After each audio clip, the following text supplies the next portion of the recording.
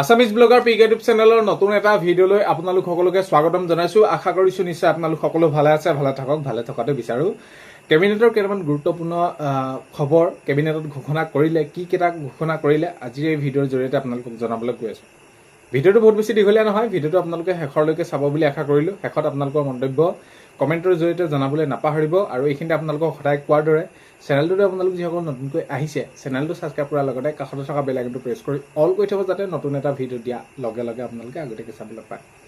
যদি ভিডিঅ'টো চাই ভাল পায় লাইক এটা কৰি দিব আৰু শ্বেয়াৰ কৰি দিব বুলি আশা কৰিলে। এতিয়া কেবিনেটত কোনসমূহ সিদ্ধান্ত গ্ৰহণ কৰে যে আগন্তুক যিসমূহ কাম কৰিব, তৎকালীনভাৱে যিসমূহ কাম কাৰ্যকৰী কৰিব, সেইসমূহ কাম কেবিনেটত সিদ্ধান্ত গ্ৰহণ কৰে। আৰু কোনকেইটা সিদ্ধান্ত গ্ৰহণ কৰিলে আজি আপোনালোকক জনাবলৈ গৈ আছো। স্ক্ৰীণত মই লগাই দিম, আপোনালোকে সেইখিনি চাব। আৰু বিশেষ যদি মই বহলাই কৈ গৈ থাকোঁ তেতিয়া ভিডিঅ'টো বহুত বেছি দীঘলীয়া হয়। বাৰু যি কি নহওক, প্ৰথমটো খবৰ যদি চাওঁ, কেবিনেটে সিদ্ধান্ত গ্ৰহণ কৰিছে অসম সম্প্ৰীত জৈৱ গেছ নীতিলৈ অনুমোদন। তো তাতে আপোনালোকে যদি পইণ্ট ৱাইজ আপোনালোকে চাব বিচাৰে, পঢ়িম বুলি ভাবিছে, তেনেহ'লে আপোনালোকে চাওক, স্ক্ৰীণত মই লগাই দিছোঁ। ৰাজ্যৰ জৈৱিক আৱৰ্জনাক পৰিষ্কাৰ শক্তিলৈ ৰূপান্তৰ কৰাৰ লক্ষ্যৰে অসম সম্প্ৰীত জৈৱ গেছ CBG নীতি 2026 কেবিনেটে অনুমোদন জনাইছে। তো তাৰপাছত হৈছে প্ৰকল্পসমূহ নিৰ্ধাৰিত সময়সীমাৰ ভিতৰত ৰূপায়ণৰ বাবে উদ্যোগ আৰু বাণিজ্য উপায়ুক্তালয়ে সকলো অনুমোদন একে স্থানতে লাভ কৰিব পৰাকৈ সমন্বিত অনুমোদন ব্যৱস্থাৰ সমৰ্থন সংস্থা হিচাপে দায়িত্ব পালন কৰিব।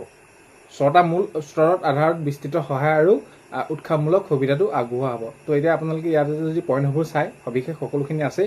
তো এতিয়া এই যি আমাৰ ৰাজ্যৰ জৈৱিক আৱৰ্জনাক পৰিষ্কাৰ শক্তিলৈ ৰূপান্তৰ কৰাৰ ক্ষেত্ৰত লক্ষ্যত অসমত যি এনেদৰে তেওঁলোকে এতিয়া কামবিলাক কৰিম বুলি ভাবিছে, সেইখিনি কেবিনেটে অনুমোদন জনাইছে।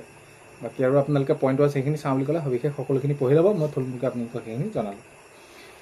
নেক্সটটো খবৰ যদি আমি চাওঁ, সেইটো হৈছে অসমৰ সেউজ এলেকা বৃদ্ধি।